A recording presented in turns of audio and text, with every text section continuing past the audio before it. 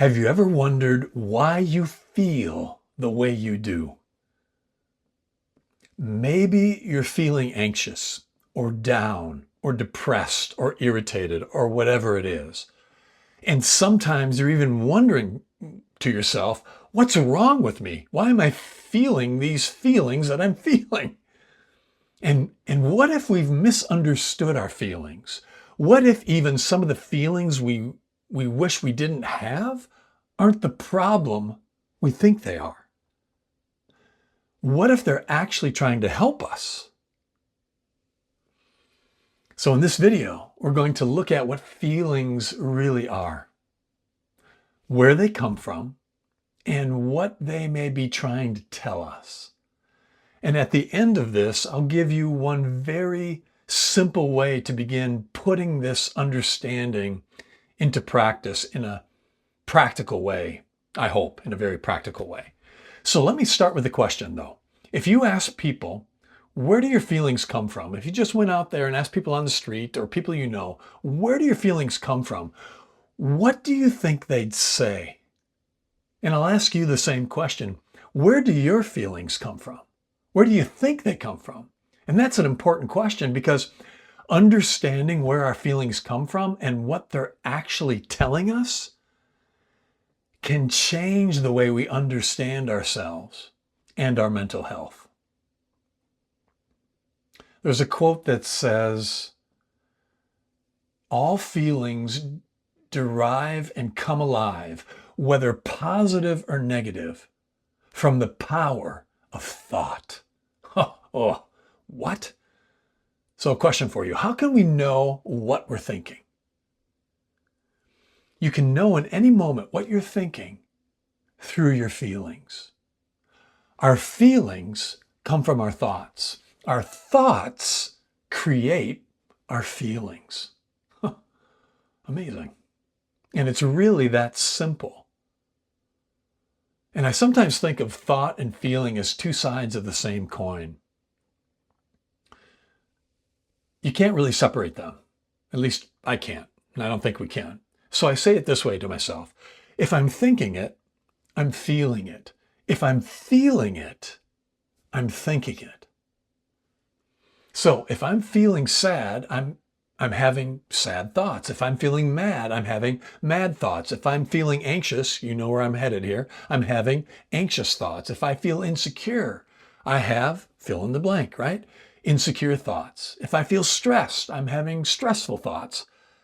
And this is true whether I realize what I'm thinking or not, and whether the thinking seems conscious or unconscious. It seems obvious, doesn't it? And it seems so simple, right? But think about this. How often have we thought something was wrong with us because we were feeling that way? We were feeling a certain feeling. What's wrong with me? And how often have we then tried to figure out why we're feeling the way we're feeling, right? We think our feelings come from somewhere else, from somewhere out there. We think they come from what's happening to us, or from another person, or from our circumstances, or from our past, from what's going on at work, from our finances, from the traffic, from the traffic I'm sitting in, from whatever is happening around us. But what if our feelings are coming alive through our own thinking in the moment? And that can be such a relief to begin to see this. It can begin to actually change a life, I think. So we can know what we're thinking. We can know in any moment what we're thinking through what? Our feelings. But maybe an even more important question is this. How can we know that we're thinking? Again, through our feelings. That's what I've come to see as so remarkable about feeling. Our feelings aren't simply something we have to put up with. They're not simply a problem to solve. Our feelings can be a gift, a guide, and a wake-up call. So I can say it this way. Along with the Bible and the Holy Spirit, feelings are the best and only guide we need. Feelings are the best and only guide we need. They can help us see when we're caught up in our thinking, right? They can help us see when we're innocently using this incredible gift of thought against ourselves and hurting ourselves with our own thinking. Our feelings are a wonderful gift and guide from God to help us see what's happening in our thinking from moment to moment. And we can even begin to recognize our own signals. So where do you feel your feelings? Oftentimes, and it might be different for different feelings. But for some people, anxiety shows up in their throat. For others, it's in their chest. I often feel it in my chest, or their stomach, or tension in their neck or in their shoulders. Sometimes our thinking begins to speed up and go really, really fast, and we feel that in our stomach or in our chest, and everything becomes black and white in our thoughts. It's never going to work. No one understands. It's always going to be like this. And maybe we even begin to lose our sense of humor. That can be a big sign that we're getting caught up in our thinking. And everything suddenly seems very serious. Seriousness is another one. And so we all have different signals. And instead of those signals meaning something is wrong with us, what if they're actually helping us and showing us what's right with us? What if they're part of the way God designed us? And they are. And what if feeling is part of an incredible built-in guidance system that helps us recognize what's happening in our own minds and in our thinking at any moment, at any time? Because so often we're unaware. So what are our feelings like? And there's several metaphors that have helped me to understand what our feelings are like.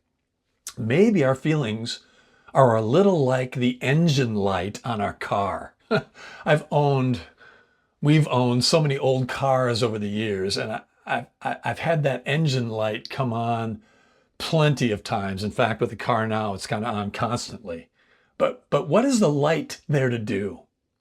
It's there to warn me, right? To pay attention, to check something. Is the engine light there to help me or hurt me? It's there to help me. And maybe that's what feelings are, right? To help us. And maybe feelings are also like a smoke alarm in your house. What's the purpose of a smoke alarm? To warn you. There's smoke. There might be danger. Pay attention. Is the alarm, again, there to harm you? No. It's there to help you. Or maybe our feelings are like rumble strips on the highway, right? You're driving along and maybe you're distracted just a little bit, hopefully not too much. Maybe you're a little bit drowsy, hopefully, again, not too much. You reach for your coffee or something and suddenly bump, bump, bump, bump, bump, bump, brrr, right? You've drifted toward the side of the road and hit those rumble strips. I had a kid I worked with once who called them fart strips, but you hit those rumble strips. I mean, what are those rumble strips for? They're helping you to know to get back in your lane so you can keep on cruising down the highway, right?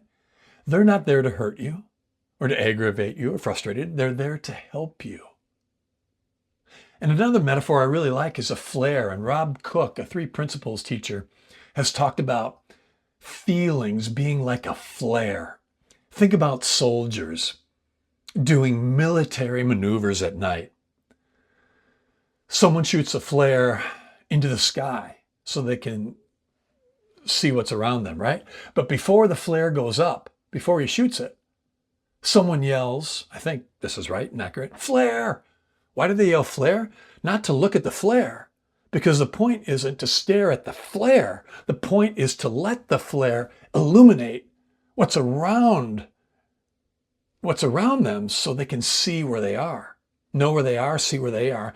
And maybe our feelings work a little like that. We don't necessarily have to stare at the feeling or the flare itself, right? We don't look at the feeling to analyze it, study it, figure it all out, as we tend to do. The feeling is simply showing us something and helping us to see something, to see where we are. Hey, Bill, you're just caught up in your thinking right now. And simply seeing that can begin to change something. It really can. And another one that I love comes from Dr. Bill Pettit, who uses this metaphor of love letters. Feelings are love letters. He talks about our feelings as being like love letters, and I will say, from God. They're not evidence that something is wrong with us or not working right, but love letters from God. God whispering to me, to us, whispering to me through my feelings, Bill, you're caught up in your thinking right now, hurting yourself with your thinking. I just wanted to remind you of that. I hope you see it. And maybe that whisper, that is that still small voice of God, right? Coming through the system he designed in us, coming through our feelings to help us see when we're caught up in our thinking, so we can return again or come home again to peace and okayness that's always there just underneath our thinking. So our feelings are signals. They're indicators. They're guides. They're not enemies. They're friends. They're pointing us towards something, helping us to see something. And sometimes, if we don't understand what they're telling us, the signal may seem to get a little bit louder and louder and louder. So imagine hitting a concrete block wall with your fist and just really pounding on it. What are you going to feel? You're going to feel pain. And if you keep doing it, keep pounding on the wall, you're going to feel more pain, actually, until it becomes numb, right? But what's the pain for? It's to get you to stop. The pain isn't your enemy. It's trying to help you. It's trying to stop you. It's trying to get your attention. Hey, you're hurting yourself. It's just like our feelings. Maybe some of our painful feelings work in a similar way, right? They begin as a whisper, then they get a little bit louder, and eventually they become a shout. You're hurting yourself with your thinking right now. Stop. And Giles P. Croft, has a Three Principles teacher, has a wonderful illustration about this. He asks us to imagine a human being who has a perfectly designed, built-in alarm system. And when that person begins getting lost in their thinking, an alarm goes off. And maybe at first it's just ding, a little unease, ding, but the person doesn't notice. So ding, ding, the alarm gets a little bit louder. And if the person still doesn't recognize what's happening, ding, ding, ding, louder still. Didn't want to be too obnoxious there, but it gets louder. And the fascinating question is, what if the increasing alarm isn't evidence that the system is broken? What if the alarm is getting louder because the system is still trying to get our attention? And he goes on and describes something like unease. It gets heavier into worry, then anxiety, then panic or disquiet, ding, sadness, ding, ding, depression, ding, ding, ding, hopelessness, ding, ding, ding, ding, suicidal feelings, ding, ding, ding, ding, ding. And the alarm gets louder. And his point is that the alarm itself is part of the system trying to help. What a gift. That's such a different way of understanding painful feelings, isn't it? Oh, it can be so helpful. Instead of immediately thinking, what's wrong with me? We might begin to wonder, what if something in me is actually working exactly as it was designed to work? And it's there to help me. David Key, another Three Principles coach and teacher, explains this in a way that has really stayed with me. He asks us to consider that negative emotions developed in human beings for a purpose. And that purpose is this: to let us know where our thinking is at. If we think negative thoughts, we'll feel negative emotion. Simple, right? So what if our Creator God designed us with a built-in alarm system. Well, he did. A system that alerts us when our thinking is off track. And what if that's what negative emotion is? It's so easy to get lost in thought, isn't it? Especially negative thought. We can get so lost in our thinking that we lose ourselves, we lose our surroundings, we lose the present moment and being in the present moment. And we transport ourselves somewhere else into some worst case scenario in our heads in the future. And he calls that being the thought. But then we become aware of the negative feeling, and the negative feeling gives us a signal. It helps us notice where our thinking is. And now, instead of simply being the thought, we can begin seeing the thought instead. That's a distinction I really, really like. Seeing our thoughts rather than being our thoughts. And what if God designed us this way so we don't have to remain lost in our minds, in our thoughts, in our thinking? What if negative emotion then can help bring us back into the present moment? What if negative emotion, negative feelings is purposely designed? It's a purposely designed signal. It's not a curse. And that idea, seeing the thought rather than being the thought, and seeing the negative emotion as a signal rather than a curse, can be life-changing if it begins to settle in and we have that insight about it. And I wish I understood all of this years ago, especially when I was struggling so much with my own clinical depression at the time, way back when. I didn't understand the power of thought. I didn't know and how it created my feelings. I didn't understand that I was creating my experience of sadness, depression, and misery through thought, through what I was thinking.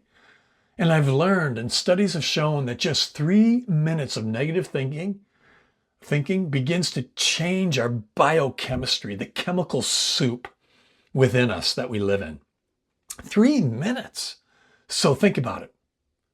So I think about that with my own depressive thinking. Just 3 minutes of thinking that way changes me. It changes my biochemistry.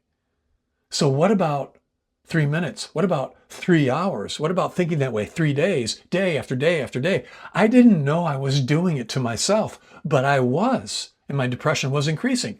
And I don't mean that in a blaming way. I didn't know. No one had ever told me.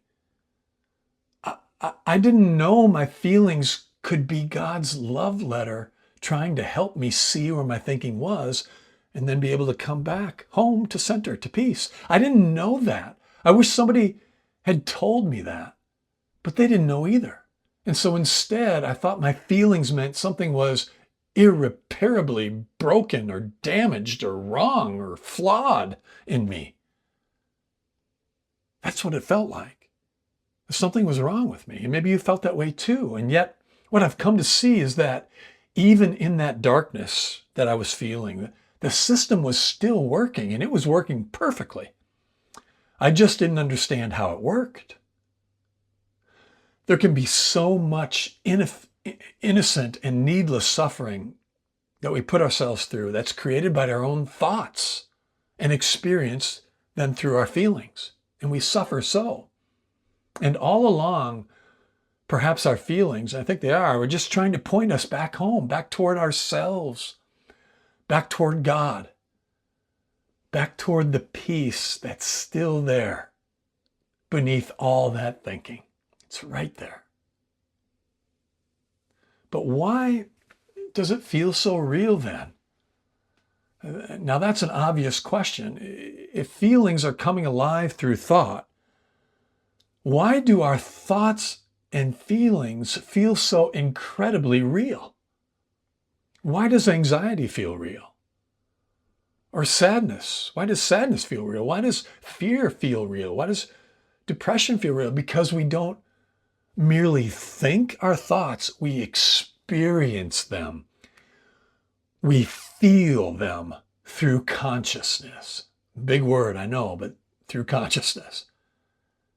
We even feel them in our bodies. So let me show you what I mean. Imagine I have a lemon here and I put it on a cutting board. I have a cutting board here and a knife and a lemon. And I take a knife and I cut through that lemon. And now I hand you half of that lemon and ask you to smell it. And you can almost smell that fresh lemon now, right? Can't you? And now imagine I ask you, take that lemon and squeeze some of that lemon juice directly into your mouth. Slurp it in, really taste it. And now you taste it. It's tart, it's sour, it's lemony. You're puckering, you're squinting. And maybe right now your mouth has even started watering a little bit, huh? And maybe even you made a little sour face. But here's what's happening and what's fascinating. There is no lemon. There's no cutting board, no knife. There's no lemon juice in your mouth. It's happening in thought.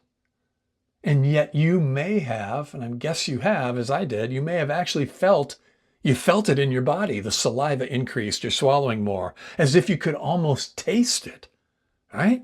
That's how incredible this gift is. We experience thought through consciousness and through our senses, through our 5 senses. It's almost as though we have our own special effects department built right into our minds and into our bodies through our 5 senses. And another example that comes to mind is think back to the old days, the old school days, an old black chalkboard in a school. Imagine now that I have long fingernails. Now I take my fingernails and I scrape them slowly on the chalkboard. Many of us can almost feel the shiver of that right now, right? But why? There is no chalkboard.